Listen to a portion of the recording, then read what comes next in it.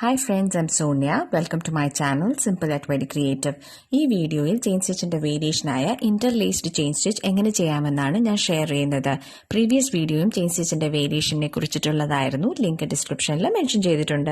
Interlaced chain stitch എങ്ങനെ ചെയ്യാമെന്ന് നോക്കാം. ഇതിനായിട്ട് 2 കോൺട്രാസ്റ്റ് കളറാണ് ഉപയോഗിച്ചിരിക്കുന്നത്.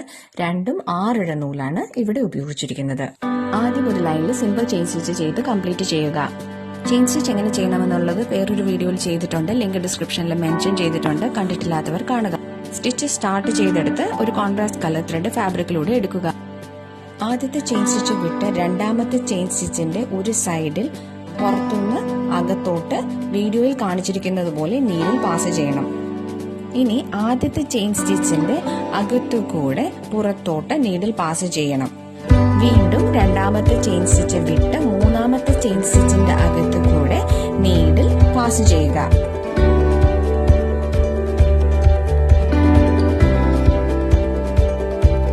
ഇനി രണ്ടാമത്തെ ചെയിൻ സ്റ്റിച്ചിന്റെ അകത്തു കൂടെ നീഡിൽ പാസ് ചെയ്യുക.